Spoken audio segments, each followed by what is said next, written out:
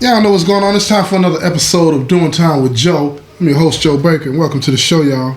Look, when Billy's gone, and Cheryl, she's trying to do the best she can to move forward, you know what I'm saying, without her father, but she loved him, and she misses him, and she's acting out, you know. She's with her little boyfriend now, and her boyfriend, he's come to love her, but there's something missing, you know. There's something missing. He's been hearing the stories about her around town, how she's talking to a lot of different guys, and she's sexually promiscuous and all these different types of things, and that kind of turns him out, because he's the type of person that wants her to himself, you know. Plus, you know, he doesn't have a lot of time to sit around the house and be with her and all of that. Even though he's a teenager and stuff like that, he likes to move around, you know. He's a street dude. He's taking on the same attributes as his father, you know. And he doesn't have a lot of time to be that comforter, that nurturer that she needs, that person that, you know, can listen to her and tell her that everything is going to be okay. You know, they've gone through that, and now he's saying, how long is it going to take for you to get past this and all this kind of stuff. He's been indulging her behavior and all of these different types of things, but he's a teenager too, y'all. He's a teenager too. And he's trying to figure out his own way, you know. And he don't really have that kind of time. He's there, but he's not there. She's there, but she's not there. Now, her mother, you know, Teresa, is, you know, she's not happy that Billy is gone. She's not happy that he's gone, but she sees this as an opportunity to move forward in her life. She's trying to go on with her life without all of the distractions and stuff like that, right? And Terrence is that guy. He's been there from the beginning, but she didn't know he was the one that she should have been with all along, but now she knows that, and she wants to be with him. And they have that talk, and he proposes to her, and he wants to marry her. And she accepts. But see, this rubs, you know, Cheryl all the wrong way, because it's too soon for her. You know, it hasn't been that long that her father's been gone. You know, it hadn't been a year yet, but, you know, she's becoming a young woman. You know, she's a teenager, she's becoming a young woman. She's about to graduate, you know what I'm saying, from high school and all of these different types of things. And it's like, what next? She loses her father. Now she feels like she's going to lose her mother, too. It's a lot going on, y'all. And her boyfriend, you know, she loves him, but she's all over the place. Like I said, she's messing with different guys, and, you know, people are talking about her around the town, and she doesn't care, though. She's real hard. I'm talking about her heart is hardened. She's cold. But it's from the pain. It's from the pain. And as time goes on, you know, she starts to resent her mother. She starts to resent, you know what I'm saying, her stepfather, because they ended up getting married.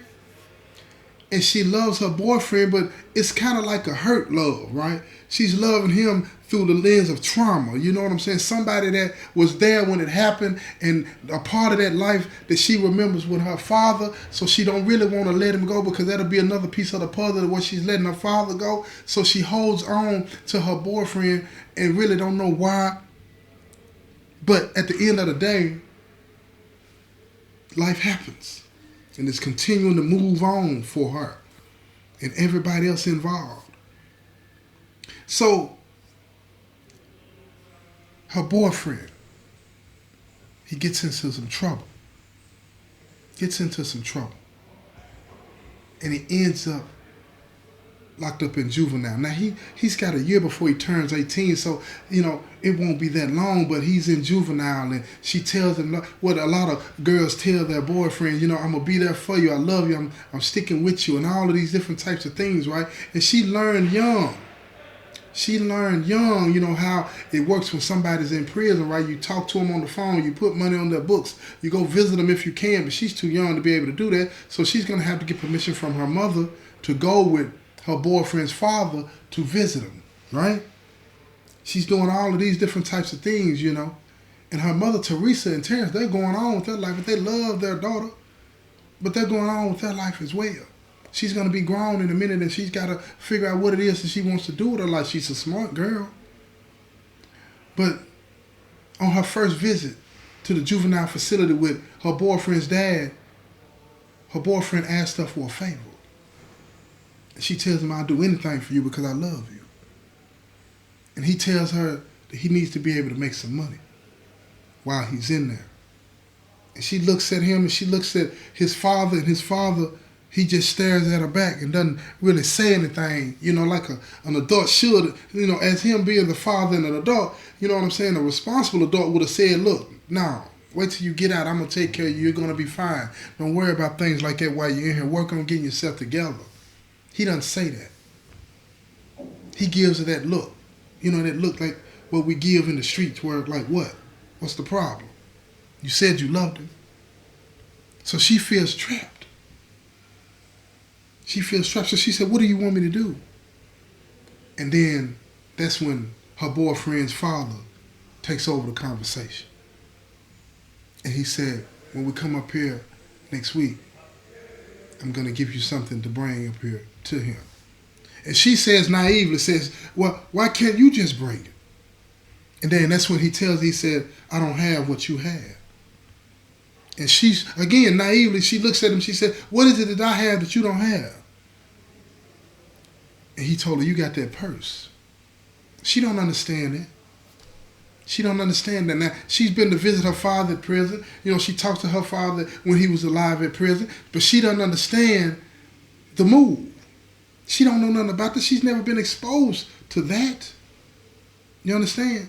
She's never been exposed to that. So he bluntly just tells her, he said, look, I need you, when we come back up here next week, I'm going to give you this pack. It's already going to be wrapped. You need to put it up inside of you and bring it in here. And then when you come in here, you go to the restroom and get it out. And then we'll have somebody pick it up. And then that's all you need to do. And then to add a little gravy on it, he said, I'll pay you. Give you something for it. And she looks at him. She said, no, it ain't that.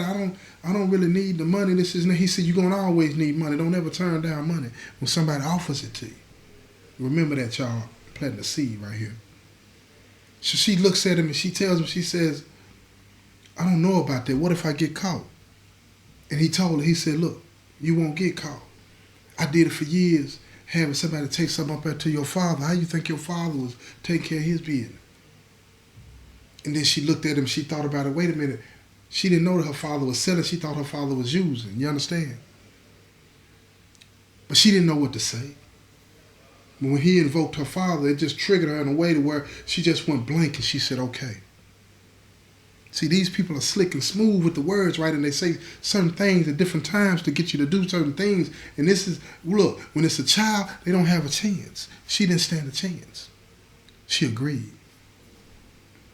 So when she went home that day, she thought about everything that she had been exposed to. So she's trying to figure out what's going on, and she can't. So she calls one of her male friends, and she tells him that she wants to see him. And then he comes to see her. She sneaks him into her bedroom, and, well, things happen. And now she's faced with the situation of, what do I do? Do I tell my mother? She doesn't say anything to her mother because she feels as though she doesn't have that type of relationship with her mother where she can talk to her and let her know what's going on. So she keeps it to herself. She doesn't say a word to her mother about what's really going on. And now that week has passed and it's time for her to take care of the business. It's time for her to hold up and do what she said she would do. She agreed to take this pack to her boyfriend. The time had come. He picks her up. The father does. He gets into the car. And before they pull off, and he tells her, he said, look, this is what you do. And if you want to know what he told her to do, you're going to have to tune in to the next episode, right? It's been another episode of Doing Time with Joe. I'm your host, Joe Baker, and I say peace, y'all. I'm getting so tired.